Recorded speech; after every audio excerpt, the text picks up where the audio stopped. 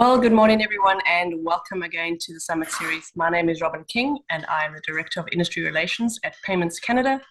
And I'm very happy to be back today as your host for today's webinar, which is entitled Strategies for New Payments Methods. As always, we'll start with a roundtable discussion with our panelists, but we will save time at the end to answer your audience questions. So please do use the Ask the Speaker box in the right-hand side of your screen, and we'll try to get to as many as we can. So we have a great panel lined up today, and actually stepping out of our new normal format, we've actually got 4 panelists to share their insights with us. So I'm very excited to get started. So without further ado, let's start with some brief introductions, and then we'll dive straight into the questions. Tracy, let's start with you. Sure. Good afternoon, everyone, and great to be here. My name is Tracy Lagasse, and I'm an industry advisor with Microsoft's Worldwide Financial Services team. So my role is really working with teams across North America to understand what's happening in the market and then relate that back to whether that be first-party emerging technology or partner solutions. So nice to be here today. Thank you, Tracy, and welcome. Cassie. Hi, I'm Cassie. I serve as head of payments for PayPal Canada. PayPal's mission is to revolutionize commerce globally by making sending money, selling, and shopping simple, personalized, and secure. I come to this role with over a decade of experience driving innovation and financial results through developing and launching products and partnerships and leading go-to-market teams. I've done this at PayPal as well as working at Shopify, American Express, and Bain & Company. And Toronto is my home today, but previously I was based in Beijing, Chicago, and New York. Excited to be here. Thanks, Cassie. And Jeff. Yeah, hi everyone. My name is Jeff Adamson. I'm a tech entrepreneur. I'm the Chief Commercial Officer at Neo Financial. Before that, I was the co-founder and Chief Restaurant Officer at Skip the Dishes. And at Neo, we are a consumer fintech that gives Canadians the ability to do full end-to-end banking on one platform. And that comes from our award-winning credit cards all the way to high-yielding bank accounts, term deposits, all the way to mortgages. We're also a mortgage lender and broker. So Neo really is a one-stop shop for financial services. And our model is B2B2C. So we build these great partnerships that distribute our products and technology through brands like Tim Hortons and HBC. Really excited to be here today. Thanks for having me. Thanks, Jeff. And lastly, our new MEC chair, Dougal. Hey, good morning, everybody. Super excited to be here and part of the dialogue. I'm Dougal Middleton. I lead our global payments platform and client solutions team here at Scotiabank. I'm part of the global transaction banking organization focused on the payment platform capabilities that enable our cash management payment solutions globally for our business clients across SMBs, commercial and corporate space. We're also responsible for the partnerships team that enable additional services and products that allow us to scale our platform globally to meet those needs of our clients. Thanks, Dougal, and welcome. Okay, so as I mentioned, today's topic, we're talking about strategies for new payments methods. So as we know, as all of us know, payments has really been a hot topic for the last decade or so, and I think we're all grateful for that because it gives us job security. But really, there is so much going on in payments. And so maybe let's start with how you can best identify and anticipate these evolving industry needs and these evolving industry changes to continue to bring the best value to your customers. Let us start with Jeff on this one. Yeah, I think we agree. It's actually, it's funny. I think we are living in actually interesting times for banking. It feels like banking is actually exciting again. And whether that be real-time rails or open banking, but I think kind of if you think about where it all starts, and that is really with customer needs and acknowledging kind of what's not working with the current banking system. And I think when, I was actually just talking with TSNL, the CEO of Monzo, and, he was saying that really the incumbent banking model is built on 3 things. And one of them is customer ignorance, which basically means that customers don't really understand how the product really works. And the real terms of the products are hidden behind walls of fine print. The second is really customer vulnerability, and that is customers borrowing more money than they should or at prices higher than they should. And the third is really customer friction, really basically making it too difficult for customers to switch. And so I think when we first started out, we looked at it and said, hey, we understand that banking is not necessarily working for everyone, but if we want to build a better banking experience for Canadians, we cannot be hamstrung by the same legacy revenue streams, the same legacy ways of working together, and the same legacy technology. So when we were starting out, we made the deliberate choice to build new technology as opposed to taking technology off the shelf.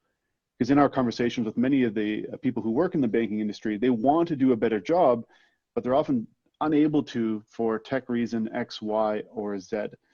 And that meant basically building an entire core banking system from scratch, from the ground up.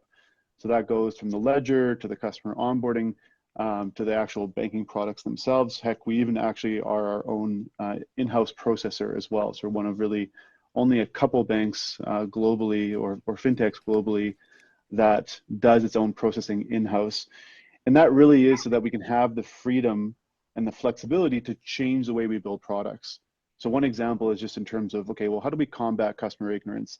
Well, we can actually be more transparent with how interest charges work. We can send more notifications, be more upfront and educational about how things work. We even write our own terms of service so that a grade 12 person could read them and understand them. When it comes to pricing, we have the flexibility to price any way we want. So we have a more fair pricing and risk-based pricing model. And of course, friction, we've made it so that all of our products can be adopted in under 2 minutes. So those are just some of the different ways, but I think it kind of focuses on acknowledging kind of what's not working, and then how are we actually going to be different, and how are we going to be different in a way that's not easy for our competitors to replicate. Yeah, and I think your point around flexibility is key there as well. Like as the environment is evolving, as the payments landscape evolves, well, like that flexibility is key to be able to adapt quickly to it. So Tracy, I'll go to you next from a Microsoft kind of non-bank perspective as well. How do you tackle this? Yeah, and it's interesting being sort of the non-bank, non-financial services panelist on this. We really, the customers, when we talk about how do we help our customers stay ahead, our customers are really the types of people you're seeing on this call today. And I think as we even just go through this first question, you're going to see the diversity in the customers that we try to serve. So whether you're an incumbent bank, whether you're a fintech, whether you're a startup, whether you're a service provider that's built on technology, really the Microsoft approach to this market is we try to stay on top of what are our customer priorities and so you as our customers trying to meet them where they are. And be aware of what their priorities are. And then you combine that with the industry trends and what we're seeing from a global perspective. Microsoft ourselves is a pretty large merchant globally, so we also have some firsthand experience that we bring to the table there. But our focus really is a keen line of sight to emerging technology and how can that emerging technology be leveraged by our customers where they are today, based on where their priorities are. So when you think about things like some folks will be focused on leveraging cloud for modernization. Maybe some folks have started there from the get-go. Everyone's trying to figure out their ability to use data right now. And that also depends on where they are, what their use case are. And then of course, I'm sure we'll get to it and we'll drop a quarter in the swear jar every time someone says Gen AI or Copilot or AI today. But these types of emerging technologies, really, that's our role in helping our customers take advantage of what they want to deliver to their customer, how they want to change their business, and really partnering in that ecosystem. Thanks, Tracy. And then maybe pivoting to Dougal from an incumbent bank perspective. Yeah, I think a couple of things. There's really 3 ingredients to it, but voice of customer is a big part of that, and how you ingrain voice of customer in everything that you do from a life cycle perspective, whether it's incubation, ideation, all the way out to getting things into market. But being able to stay close to that customer is super critical, and having them engaged in the dialogue and the conversation about sort of where we're headed, but where we're headed based on what their needs are. The interesting spot or the interesting piece about being in the transaction banking business is the scale and scope of clients is so varied across the SMB space all the way up to the large corporate multinationals, that the solutions that we're able to deploy and create new services around are really guarded around what the voice of client is really trying to achieve. And with those, I guess, the variability across the different segments, everybody's at a different stage of their digital transformation. There's very, very mature entities out there that have done the cloud migrations, that have done the digital native type services. They're changing and directing new experiences for their clients. that we partner with them on and be able to actually sort of embed our solutions within their platforms on their side and really start to solve sort of and co-create that solution that really solves their customer's problem. That's a big part of it, but also being able to stay in tune with the trend line, right? And making sure that we're addressing problems of today, but also keeping our clients on a bit of a glide path to where they need to go. But that comes from having that client feedback loop really embedded in everything that we do. And part of the advantage I think that my team leverages is that ability to get out there with our sales team members and be embedded with the client dialogues. And we bring our clients in for journey mapping type activities and really digest their problems at a very, very discrete functional level that allows us to really start to solve and pinpoint problem and friction areas and really start to take products off the shelf or new services that are in development and really start to look at how we can start to deploy them. When we start to look at the embedded digital native services that are now available through API type activities, that's providing our clients more and more tooling to be able to start to do much more than they've ever been able to do at this stage of the game. So it's super important that we have those really intimate dialogues around what the problem really is and really focus ourselves around that client piece, but not ignoring sort of the trend line globally, the landscape. What is the dialogue in the payment space? There's many of them. How do we actually triangulate the industry conversation, the industry dialogues with where we're headed on any given domestic market? We service a lot of different markets through the north-south corridor of the Americas, and it's super important that we understand the market dynamics, understand what's happening in the market space, and be able to apply some of the investment thesis that we have sort of here at home in Canada to those different problem sets that exist across different markets. Thanks, Dougal. Yeah, I mean, I think what you're talking about there is almost a common thread I'm seeing here with everyone, is just like keeping that the customer at the center is critical. But again, something Jeff alluded to earlier is also at the same time, sometimes the client doesn't know what they want or need. So it's finding that balance. So Cassie, I'll go to you. Cassie is one of our newest stakeholder advisory committee members from PayPal. So interested to hear your perspectives. Yeah, so I think like one of the themes I'm hearing is we think about places to go to identify these trends. One, Jeff started with customer, Tracy talked about also the industry, Dougal added in the clients and that global perspective.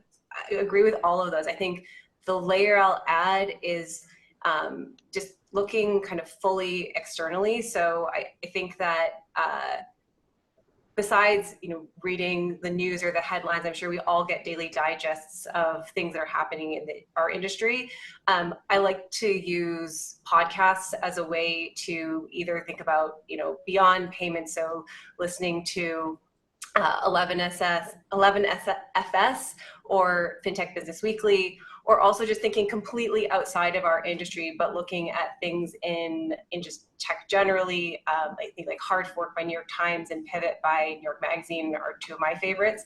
And I think the thing that Dougal was mentioning is, what are these, the more that you educate yourself, the more you can identify the trends that are happening in other spaces. And I think all of us through our careers, you start seeing the same story, but with a different kind of layer on top of it. And you're able to, through seeing those experiences, both lived and learned through other industries or geographies, better be able to anticipate what that's going to mean for Canada and for payments.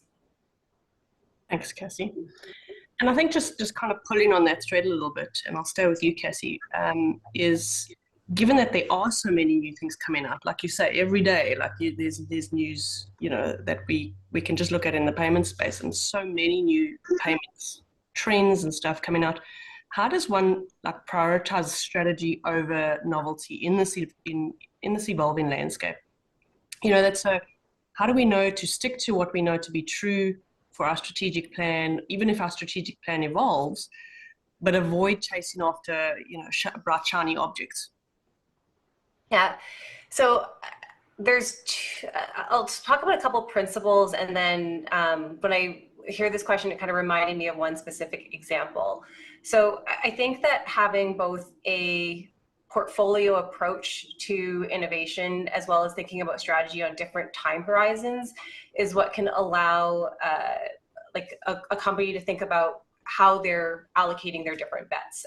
So in a prior role working as part of an innovation lab, you're thinking about, okay, in a given year, which of our products are helping to drive some of our core products, which are still like very innovative for the company, but we have, 80% beyond a surety of what we are going to anticipate they're going to drive in terms of our volumes or margins.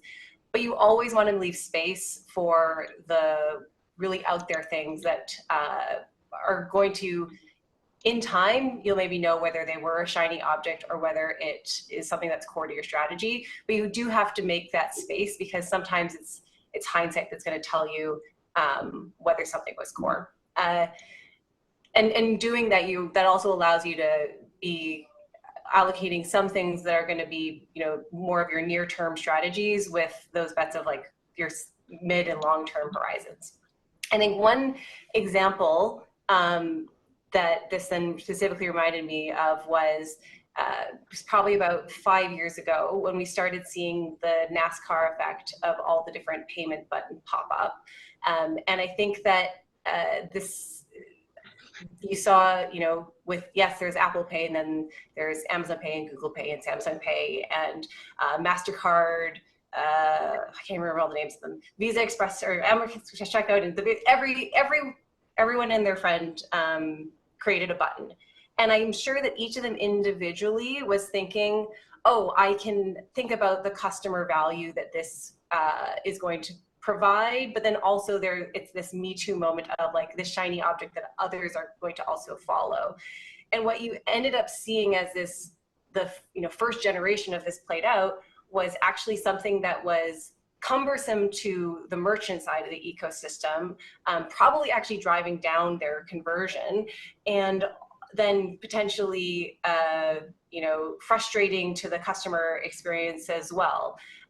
We've seen how like machine learning and better technology for figuring out how to optimize what gets presented, as well as some these players understanding ultimately it's not just having a button there, it's really like what is the why behind someone wanting to have that relationship with you. That's really what matters.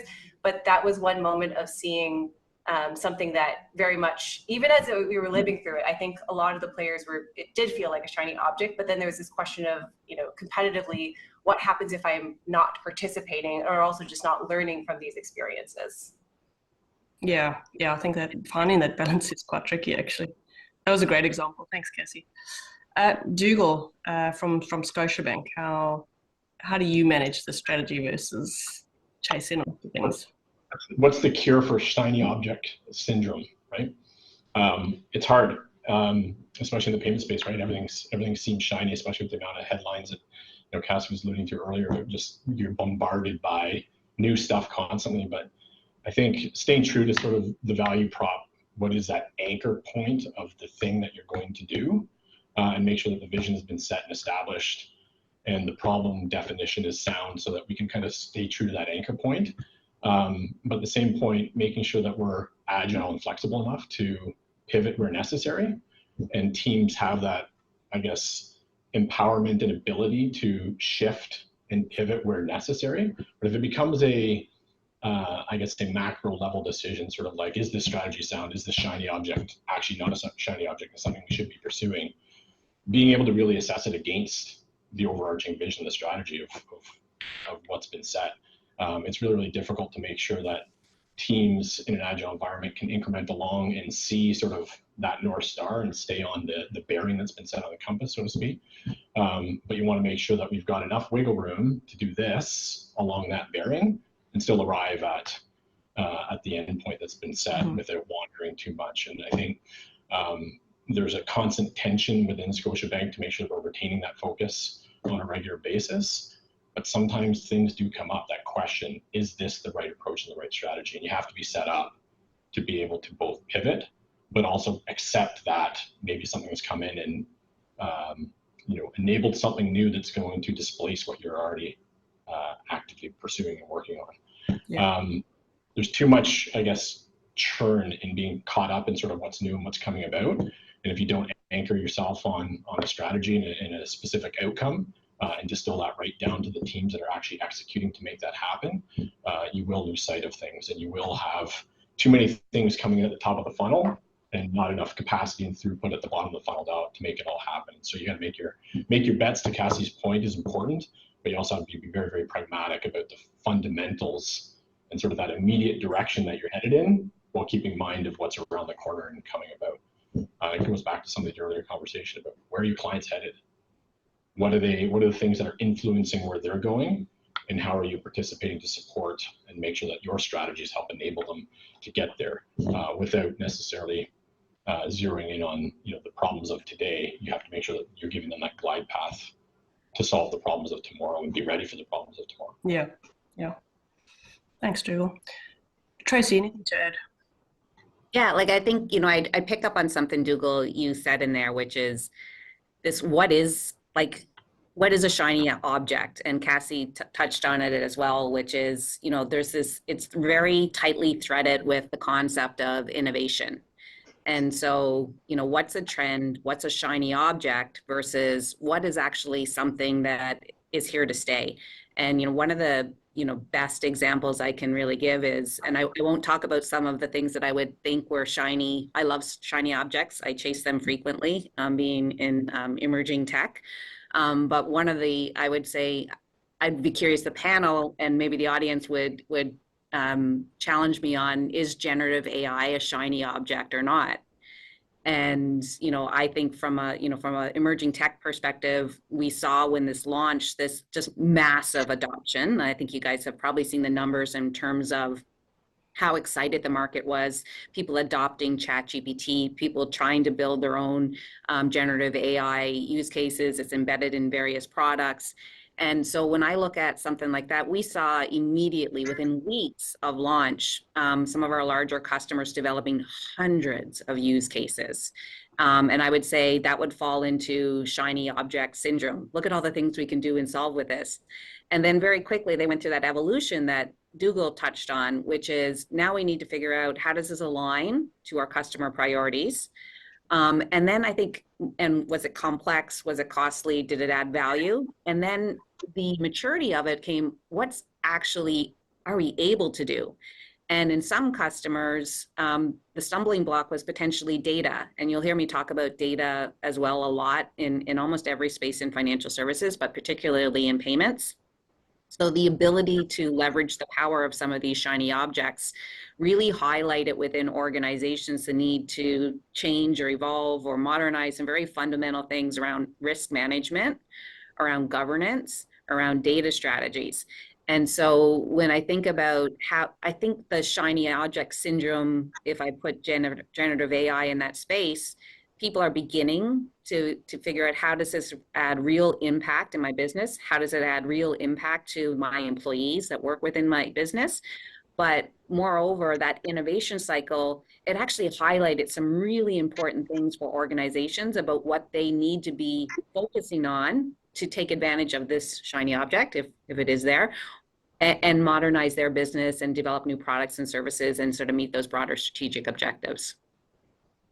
It was a great synopsis. Thanks, Tracy. Maybe if I just jump in there, Rob. Go ahead, Dougal. Some of this is about testing how well you understand the problem that you're solving, right? And the optionality that you might have or might be presented to solve that problem. And if you're on a path, or you've decided that this is a problem worth solving for the business, for your client, et cetera, as something new comes about, like Gen AI, being able to apply the new tool or the new thing to the problem, you can only do that if you really truly understand the essence of the problem, what you're actually trying to get out of it. And you have to make that decision and trade off on whether or not the shiny object does it better, faster, cheaper than maybe a path that you're already set on, or if it unlocks future potential or future optionality because you're able to employ something that has a much more impactful outcome on the problem. But that's a big part of staying true to sort of what you're trying to do, is that problem definition. Do you truly really understand it at a very intimate level to be able to apply anything new that might be coming about to it? Yeah, so prioritizing that strategy and making sure that strategy is sound, first and foremost, and then using and assessing the shiny objects and where did that fit into that strategy. Jeff from Neo Financial, interested to hear your thoughts on this conversation. I think they answered it. They absolutely nailed it. You know, there's no, I think this is really good dialogue. Like, you know, one thing that Cassie had mentioned that kind of resonated with me is kind of that portfolio approach to, you know, the strategy and how you're building product, but also then what time horizon you're focused on. Because I think if you're focused on, you know, the next 6 months, you're going to chase after so many different things that just kind of come up, and you're not going to know which ones are going to be durable and which ones aren't. And then Dougal, you know, you had mentioned this this tension, which I think actually is really, really healthy to exist as long as it's respectful, of course. But that tension between people when you're talking about, you know, what's core to the strategy, what's not, and ideally, I think in a world where you kind of know the problem quite well, then, and if you have a lot of people who believe they know the problem quite well, you're going to actually have a lot of disagreement. And what I really, really like about what we do at Neo is we know how to disagree and we know how to double down very, very quickly. And the cycles and the speed at which you can do that, I think, really determine kind of the velocity at which you can innovate, and you can, you know, produce products, or you can launch products, test them, kill them, launch new ones. And I think one thing that Tracy was mentioning that jumped out was just kind of that shiny object, talking about Gen AI. But I think even though I think Gen AI is not a shiny object, the execution of it can be. If you're developing kind of gimmicky use cases for certain disruptive technologies, then I think it is a shiny object. It is a waste of time. So what is the manifestation of these, I'd say, products, features? What does that look like? And are you just trying to check a box to say you have it? And I think we do see a lot of people doing that. I think we saw it with crypto. We're seeing it with Gen AI right now. And then there's certain companies, the minority of companies, that are actually, I'd say, delivering it elegantly in a way that actually is life-changing, and the way that has a huge impact on Canadians. And so for us, I think how we look at it is we're taking a long-term view. We want to be a partner. You know, I think there's a yearning in Canada for Canadians to have a financial services company that has their back, that can simplify, reduce the complexity in financial services. People are living incredibly busy lives, and I don't think they have time to wade through 16 pages of terms or to spend 3 days to switch themselves over. So it's kind of what are the things that are going to be core to the strategy long term, and I believe that the fundamental needs of customers don't actually change all that much. Like the core fundamentals of, you know, like I'd say customers have a bottomless appetite for more convenience. They have a bottomless appetite for lower prices. And so it's kind of like, what are the things that are not going to change over the long haul? And what are you making sure, like, what are you doing if the shiny object, you know, appears? How is it actually going to help with those fundamental things that won't change over time, as opposed to trying to figure out what exactly does the future look like? Thanks, Jeff. It's a great summary. Thank you. Tracy, something you mentioned earlier was more in the kind of who your customers are and the kind of diversity of your customer base. But I would imagine probably the same in the diversity of your partnership base. So how do you leverage partnerships to deliver better products and services to these customers? Well, first off, let me say, if you noticed when Cassie was talking and she talked about how everybody had a button, there was Apple Pay, there was Google Pay, there was everything. There's not a Microsoft Pay. So why don't we start with that as a core principle, you know, as a differentiator for a tech company in this world, is partners are absolutely key to every vertical, especially payments, that Microsoft works within. And so, you know, our go-to-market is almost exclusively that. And so we are a platform company. We hope to bring emerging technology, not only so that people build their products and services on our platforms, or that financial institutions actually put their systems on our systems, but also from this ecosystem. Payments is also increasingly reliant on an ecosystem. We're seeing many new entrants. We're seeing linkages between lending. We're seeing loyalty programs from financial crimes. And so this partner ecosystem is expanding exponentially. and really our ability to help also continuously connect those experiences so that our customers, the folks on these lines, can actually deliver that end-to-end experience. And the other, really interesting thing, so, if you were to look at the top sort of payments providers globally, I would say like Microsoft partners primarily, with the majority of those players in the market. But one of the more interesting places that Microsoft is trending towards is also us partnering with our customers to help them access distribution. And you might hear that maybe from a different angle. So how do we potentially help? So Microsoft has products and services. So I don't know how many people listening today use Teams or use Office or use our various products and services, and Dynamics and F&O and ERPs. So how can Microsoft now be a better partner to some of our customers in terms of helping access things like distribution channels? Or how can we help co-create a solution that then we co-sell together through Microsoft Global Channels? So we're really beginning to think about how do we help our partners that have leveraged our technologies also impact their business results and their distribution channels. So a couple of different approaches in that partner world, but essential to our global strategy. Yeah, thanks, Tracy. Cassie, from PayPal's perspective, how do you, to what extent do you leverage partnerships in providing services to your customers? Yeah. Partnerships are huge, and I tend to think of it in two realms. One is kind of on the product side and how you think about what you build, and then second for distribution and in partnership. I think we do it on both ends. When I think about the product side of it, the common theme is figuring out as a company, what is it that you do best and that is going to differentiate you, and focusing your engineering and your tech resources on that, and then figuring out what is the things that you need to run your business, but is not necessarily going to be something that you're going to do in a differential way. And those are going to be some of the areas of your product that you will be working with a partner to, whether it is because of getting the appropriate licenses or the amount of time it's going to take to build it. And in working closely with engineers, you ask an engineer, hey, how do you think about building it? A lot of engineers, regardless of whether it's the core competency, there's always that desire for them to want to build themselves. But figuring out as an organization that balance of, let's take that desire, the energy, and put it towards what will make us different. Let's partner on the other pieces. And that's something that PayPal does very well. On the distribution side, one thing that is true for PayPal and has been, I think, a common theme I've seen throughout my career is whenever you're going to be working with small businesses as one of your core customers, you have to be thinking about partnerships to get to reach them, because they are all over the place. There's so many of them that you're going to have to be working through channel partnerships, like PayPal works with BigCommerce and WooCommerce and like many other channels, just as a way to think about allowing your customers to find you where they already are.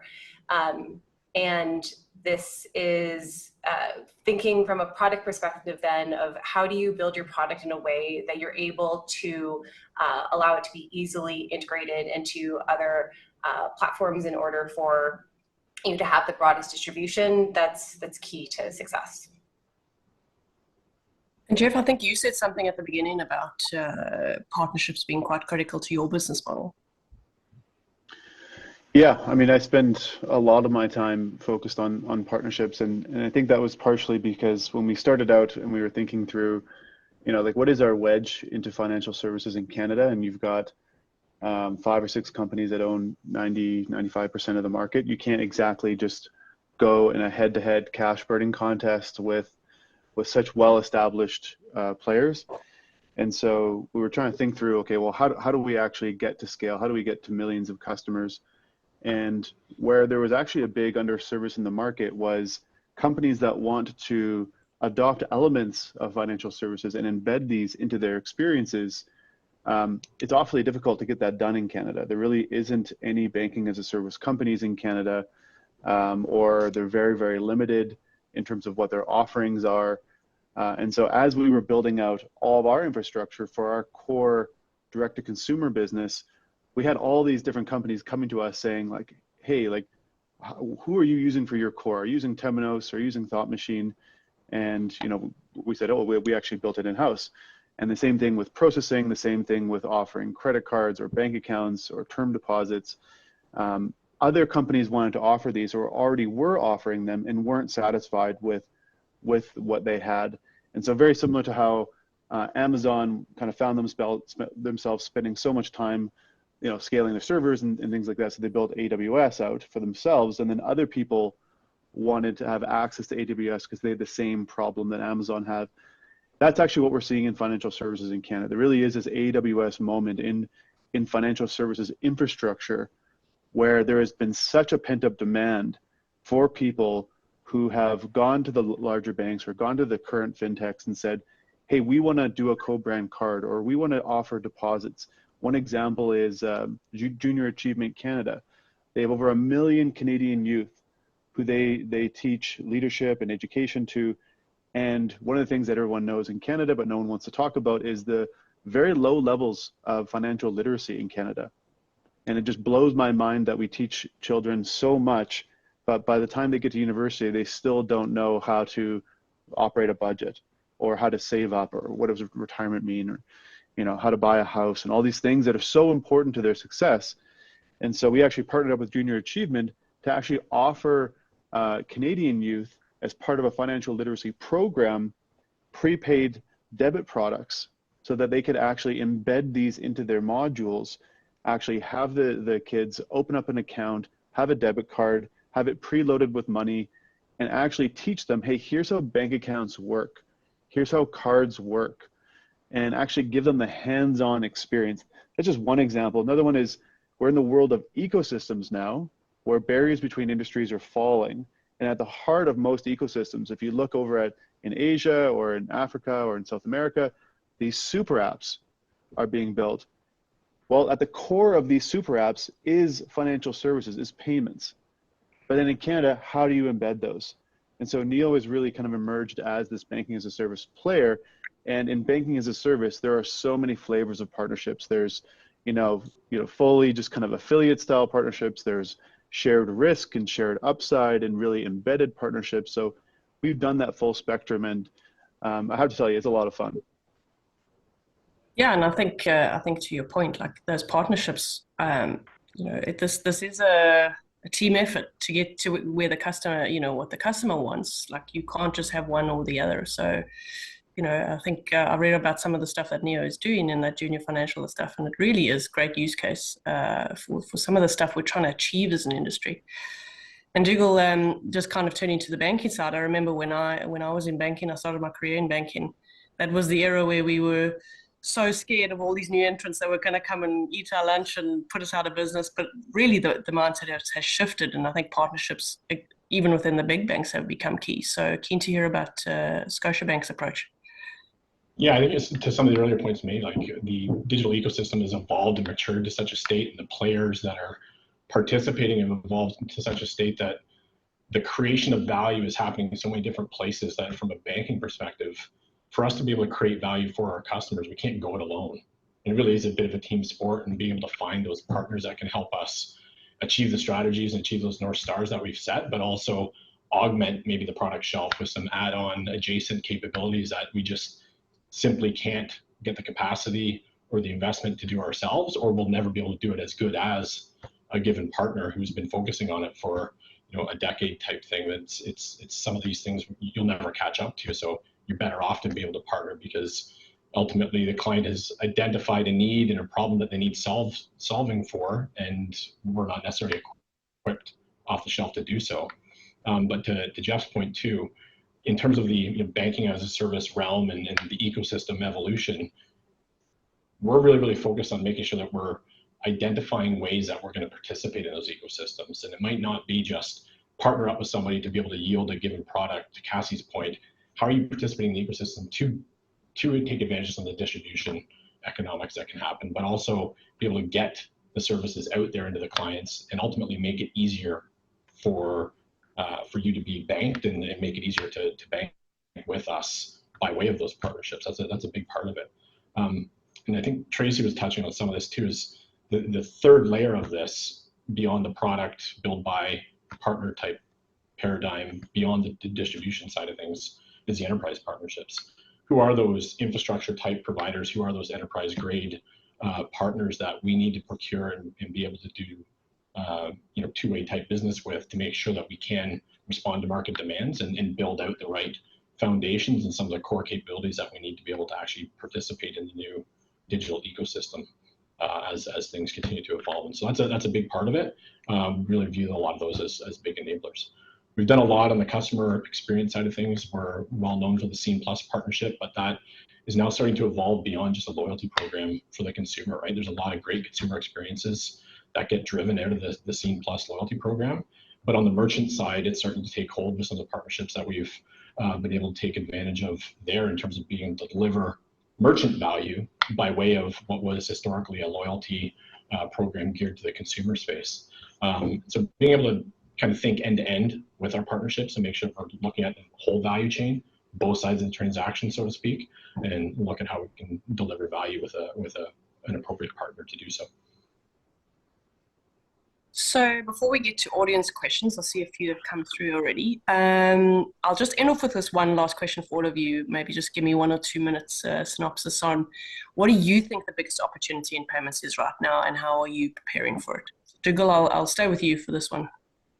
Yeah, there's so many to choose from. It's hard to just pick one, but look, I think we've got a convergence taking place globally around data, real time, and frictionless payments. And as things start to converge around how we move money across borders, we're seeing more and more of these exciting opportunities to actually do it instantly, with domestic schemes being connected into domestic schemes and point-to-point data-rich solutions that are helping us enable that cross-border frictionless money movement. I think there's a lot of work to be done still in many spaces, Canada included, where we need to make sure we're solving for the right regulatory regimes and make sure that we can make some of this stuff truly interoperable.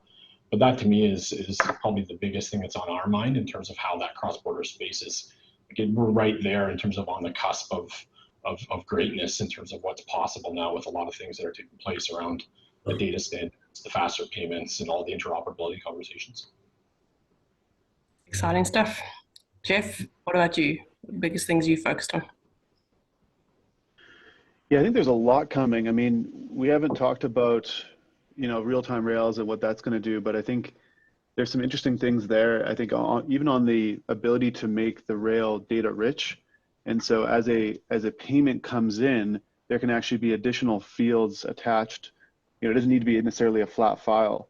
And so the level of automations, I think, that can actually occur once that goes to market, and the implications of that for small businesses. I had Faye Pang on our podcast, and we were talking about just how underserved Canadian small businesses are, and the ability to streamline a lot of the tax and accounting side of things for SMBs and for consumers as well. Being able to automate a lot of people's financial lives, I think, is something that's going to happen. And I think, as I think about phase 1 of NEO, which was really about just putting a bank in everyone's pocket, I think the next phase for us is going to be about how do we put a private banker in everyone's pocket.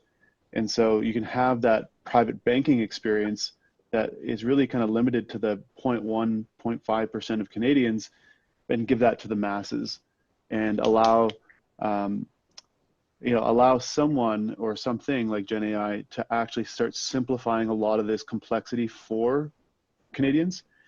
And then I think the one thing that's kind of overlooked as well is, what's the role of digital identity in all this? We've talked about real time, we've talked about the open banking is coming, but haven't heard a lot about digital identity, which is really kind of that third pillar that you need in order to create the core fundamentals for a modern payments ecosystem. So those are some of the things that I'm getting excited about that's coming, and I think there's going to be a ton of activity around those. Yeah. I think you hit the nail on the head there. I think those 3 things are the 3-legged stool, and they all need to be there to really up our game as Canada. Cassie, from a PayPal perspective. Yeah, no, I completely agree with everything that's been shared. And as Jeff mentioned, I think PayPal is thinking about how can we operate as this global network to be able to make this possible for small businesses around the world, including in Canada? And how can, a small business get the benefits of, team building solutions that can be accessed by small businesses? So the question is, something that is typically enterprise grade, how can we allow those same types of solutions, but think about building it at the platform level for a small business to access it? And then also so that Canadian small businesses can think about their opportunity being not just Canada, but global consumers. So supporting them as they think about serving international customers and making it easier for them to recognize their businesses through their PayPal brand. And then Tracy, I'll give you the last word before we go to audience questions. I love having the last word. So, before I answer, because it's very similar to the other panelists, one of the things that one of the benefits of actually being involved with Payments Canada and the membership in the SAC is you meet some really interesting perspectives. And this topic of the panel is about digital payments. But one of the things I'm also really learning, and Jeff, you sort of reminded me of this in some of your conversations about, underserved and the financial literacy, as we move as a country to digital payments. Yes, we have very low unbanked. Some would say we have no unbanked, but we actually do have Canadians that are excluded from the payments ecosystem. And so as we're thinking about these new digital payments methods and what's available and what we can do and where it's evolving, there really is, I was surprised to learn the amount of Canadians that could be potentially excluded or not have access to good financial services in our country. So one of the things that is top of mind, so data, no surprise, I think I said it earlier and everyone's touched on it. I think data is absolutely going to be the underpinning of all the trends that we can take advantage of in terms of digital payments. And that would be things like, Jeff, like you mentioned, around how do we use data now for automation and operations, or how do we use it in new product creation? How do we use it to create better customer experience, such as straight through processing? How do we create better insights? How do we take some of the burden off the manual efforts that small businesses need to go through and provide them with actions and insights and options? All of those things are, I wouldn't put them in the shiny object category anymore. They're all available near term if you have your data right. But we have to manage it with risk, and you have to manage it with the risk of, maybe digital ID, maybe financial crimes, but also responsible payments in terms of making sure nobody's left behind as we go through this journey. Thanks, Tracy. Okay, so I see quite a few good questions coming through, so I'm hoping we can get to most of them. The first I'll ask, actually, because it's a bugbear of mine as well, and I'll point it to Dougal, coming from the incumbent bank, is that there are some great existing and some not so great existing payments methods in Canada, and some of them do have limitations. So how can we, instead of kind of going always towards a new payments method, how do we improve what we've got? And I mean, is that even feasible, or do we need to replace them with newer solutions? So I'll maybe ask Dougal, and then I'll go to Jeff to get your thoughts. Great question. Look, I think there's incrementing and then there's transforming, right? And I think at this stage of where we are globally in terms of the transformation that's afoot, we have to be conscious about where the money and where the investments go. And it's about being ready for the future. And the future is it's imminent, to Jeff's point and Cassie's point, the horizons of investment and the horizons of bets that we're going to make as we innovate. But collectively as a country, you could spend a lot of money changing what we have, or we could think about how do we truly transform and put something in place that really transforms. I'd say we've incremented in the wire domain, like the high value payment domain. We've incremented, we've modernized, and that's happening globally with a lot of the activities with RTGSs and the SWIFT standards that are coming about, et cetera. There's been a lot of incremental progress over a decade. But when you look domestically, what's the truly transformative thing that we still have to do? I think it's obvious that bringing in some faster payment solutions beyond the Interac e-transfer rail that exists today will be super important. And then starting to kind of nudge the end user community along that path of how do you start to take advantage of these things in a truly valuable way versus taking what you already have and solving an existing problem with a better mousetrap, right?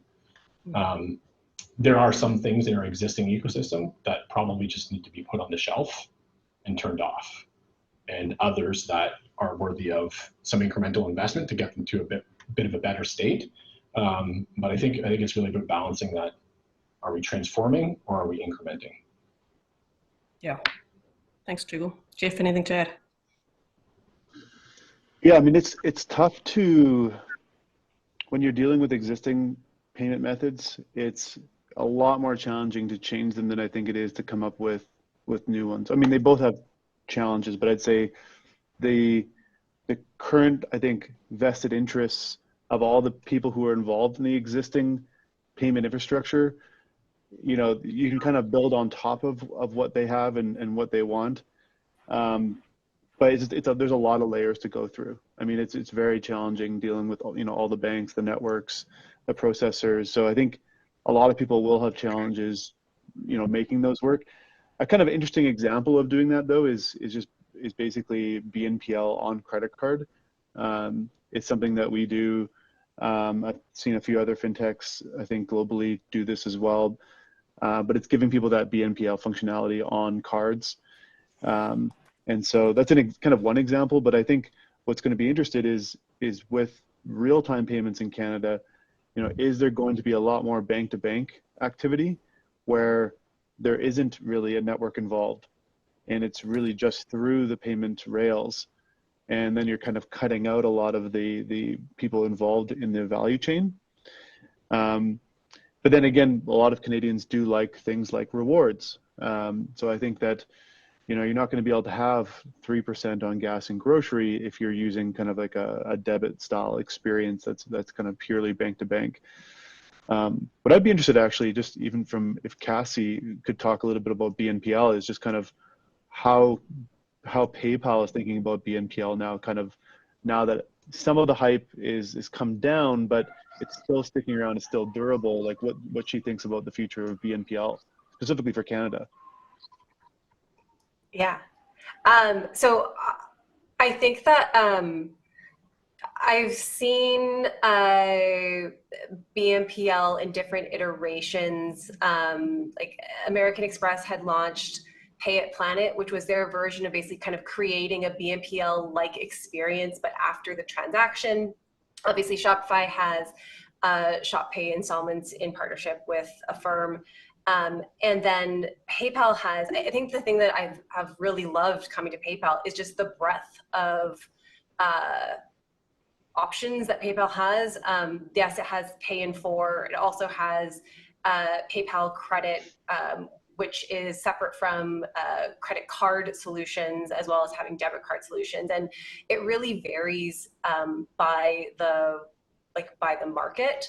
I do think there is huge opportunity to bring like whatever variety of these things to Canada. But as you're saying, Jeff, like it's thinking about how you're going to evolve with the industry, because I think that there's an openness, especially to the digitally forward customer, which is the natural PayPal customer, to think about the different types of credit type solutions that they could use.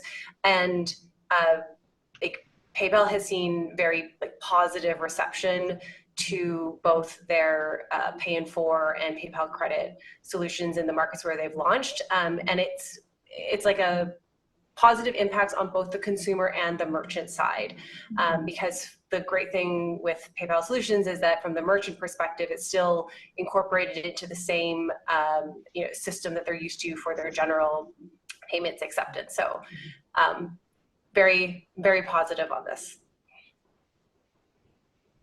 And I would add one thing in there too that just strikes me with this question is, depending on what the limitation is, whoever has asked this question is, like there's lots of conversation around simple things, well maybe not so simple, but limits. So, for various payment methods. So maybe if the limitation is about the amount of money that you're transferring through a certain payment method, about the time it takes or about the cost. So, for me, when I look at that question, it's a little bit about what is the limitation that exists within various payments aligned to the customer experience that you're trying to create or the product you're trying to launch. And I would think the answer would be based on what we see in the Canadian payments ecosystem. Depending on the limitation, there might be some ways to make improvements without having to completely replace it with different payments methods. Thanks, Tracy. And I think we can't talk about payments without talking about fraud, unfortunately. So we had a couple of questions coming through on fraud, so I'll try hopefully capture them all. But the one question was, what should be, from a fraud perspective, what should we be focusing on? Should we be focusing on more controls, AI solutions, more on the identity side, like Jeff had talked about? So Tracy, maybe I'll start with you on this one, and then anyone else who wants to jump in on the fraud question. Yeah, like I won't tackle I'll leave it to my payment sort of industry experts to talk about sort of what they're seeing in terms of fraud. But obviously what we're noting from a global perspective is with the increase in digital payment methods, a corresponding increase in the type of fraud, the amount of fraud, the sophistication of fraud, everywhere from, complete sort of, Gen AI, like big pieces of financial crime. And so, we do see a pretty significant focus being placed on, so as you move to real time and as you move to digital, those two sort of trends impacting fraud. And I guess the technology sort of point of view on that is there are a lot of tools that can keep pace and can help manage it. It needs to be done hand in hand with risk, with regulation. But I also, in this conversation, often get to, it shouldn't be an inhibitor to innovation.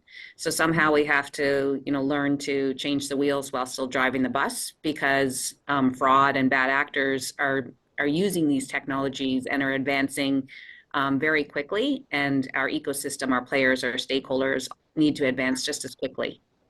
Yeah. I think one of the prior questions you asked about how are we thinking about the incrementalism, or how do you improve some of the existing solutions? When we think about payment methods, on the opposite side of that, you have like merchant underwriting and how quickly can you get a new merchant set up so that they can accept payments.